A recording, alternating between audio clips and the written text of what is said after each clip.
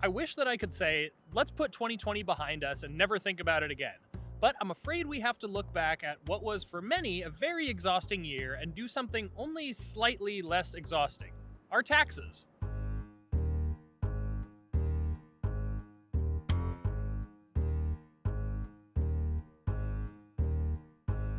2020 brings with it all kinds of special considerations when it comes to your income tax filing.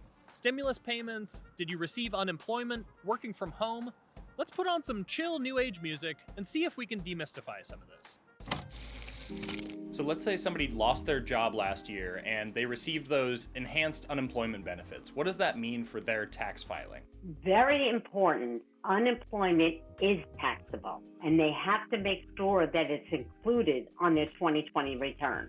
They are not going to get the form directly mailed, it appears to them. They're going to have to go online and get the 1099-G form that will tell them how much is taxable and if they paid any taxes in advance on this. What about the stimulus payments people have been getting? The stimulus payments are not taxable, so you do not have to worry about reporting it when you get to your return. Some people didn't get benefits of a stimulus payment who deserved it. If your income was higher in 2019 taxes that they used, Right, or 2018, you may have not gotten the stimulus because your income was too high. But lo and behold, 2020 comes, you made less money and you now qualify. So you can now apply for the stimulus payment when you file your 2020 taxes and get what you didn't get because your income was too high when they based it on the prior year. What is the home office deduction and how can I take advantage of it? That's been a question that many people are asking. If you have your own business, yes, the home office deduction is yours for the taking. If there's a room you use for business and you don't have an office that you use. But the bad news is a few years ago, they changed the deduction for people who are on W-2 for employees. So an employee cannot take any employee business expenses as a deduction, including the home office deduction. So let's say that I am that freelancer. There are certain items that I'm buying specifically for work that I want to deduct at 100%. Can you tell me if they are legit deductions? Go for it. Okay, office plant. I'm going to give you that one. The plant is exclusively for your office, and the office is exclusively business. I'll give you the plant. A new laptop computer. If it's exclusively used for business, then 100% would be used for business. If you don't have a personal computer, the IRS would say, keep your time, deduct that percentage of the laptop. How about children's books? I have to give you a nay on that one. How about books that advance my career? Continuing education, whether it's a seminar or a book, would be deductible. And what about meals? So meals are deductible if business is conducted. Meals are 50% deductible. There is a change I want to mention for 2021.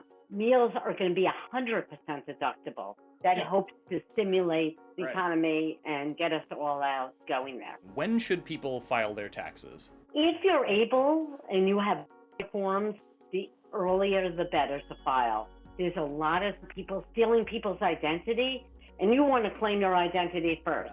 Easiest way, file early. Right. How do charitable donations affect your taxes? In years past, unless you itemize deductions, not much. Yeah, so this is actually kind of a change that Congress has talked about for a long time and was finally able to get done in the CARES Act, which passed last March. We want to demonstrate that we do care for the American people in every way. What Congress said is, look, even if you take the standard deduction, you can get a tax break of up to $300 for charitable donations. So typically that was only limited to people who itemized. So it was a big deal. Congress is thinking here is this was a way for them to get more money out to groups that were helping people during the pandemic without specifically sending them a check directly. And whenever you donate to charity, you're going to want to make sure that that organization is putting your money to good use. But how do you do that? Charity Navigator is the nation's, and actually for that matter, the world's largest independent evaluator of nonprofits. We get to help donors find strong organizations to make donations to. You want to know you're giving to a 501c3 legitimate nonprofit organization. And that's where we really can be very helpful because our database has the full list of legally registered organizations. If you don't find it, it may not be real. And that's an important thing to know about, right? Getting audited, now that's a scary prospect, and one strange or slightly infuriating aspect of it is that those who make very little get audited just about as much as those who make a lot. It's true. An investigation by ProPublica last year revealed that over the last 10 years, audits for those claiming the Earned Income Tax Credit, the nation's largest anti-poverty program, remained steady, while millionaires were 80% less likely to be audited than they were in 2011. All of this might lead you to believe that if you're ultra-wealthy, the system works a bit differently for you.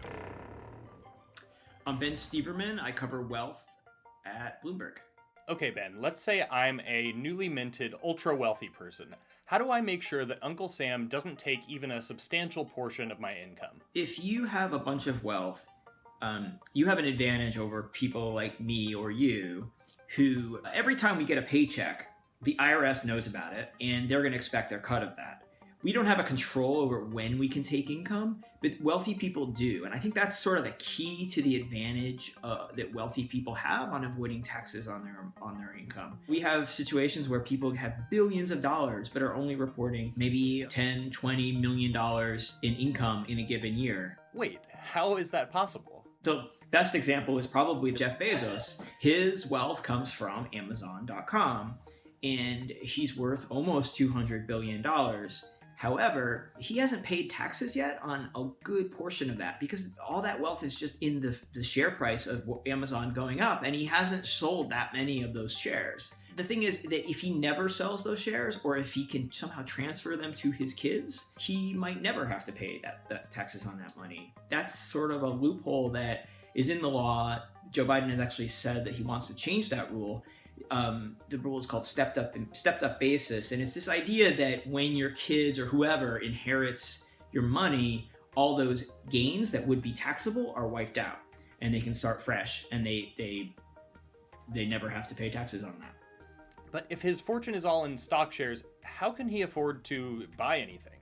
So you can borrow against shares, you can borrow against buildings you own. That's something that Donald Trump and other real estate developers do. You can use that debt to maybe finance your lifestyle, and you're probably going to be okay as long as the value of those assets you're borrowing against continues to rise, and then you can continue to refinance that money. Geez, so I guess the lesson here is to stop working a job and become a high net worth shareholder then. Yes. Investors pay much lower rates than workers do. Even if we're talking about the working rich, like the working rich can end up paying a top tax rate of about 50% if you're looking at New York or California, which have the top income tax rates. But these are people like doctors and actors and entertainers and athletes that end up paying this rate. It's not investors because capital gains and dividends are taxed at a much lower rate.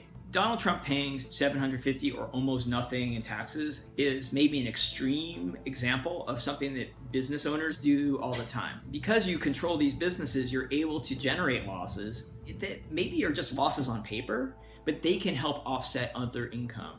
One of the billionaires' favorite things to do is to buy a sports team. Sports teams are wonderful for creating paper losses. There's this idea of depreciation. Let's say you build a factory. The value of that factory is going to lose value over time, just sort of naturally. And the IRS says, okay, well, you can deduct that loss of value of wear and tear and everything on your taxes. Well, sports teams, real estate buildings have the same rule, and you're able to depreciate those over time, even if the actual value of those things, like the sports team, for example, is actually going up. The wealthy can hire very expensive advisors who can come up with these schemes to lower their tax burden or avoid not just the income tax, but this estate tax as well. So the other thing that's happened is that the IRS budget has just been slashed over the last several years. You actually have about 40% fewer agents employed by the IRS than were employed in 2010. So you have a situation where nobody's really checking a lot of this stuff. My W-2, your W-2, your paycheck, like the IRS has computer systems that can quickly analyze that and figure out that, oh, you didn't pay taxes. But if I've set up some complex trust strategy using offshore vehicles. And then I've also taken all this depreciation off of my business and reported all these losses off of my business. And oh, by the way, I'm employing some family members at that business.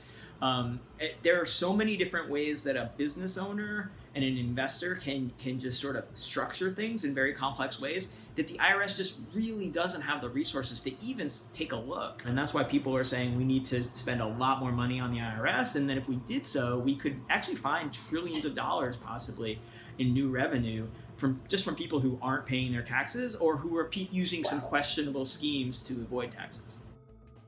So if you can't get that tricky with your income taxes, just remember that stimulus payments aren't taxed, unemployment payments are, and this one's going to hurt, but file as early as possible.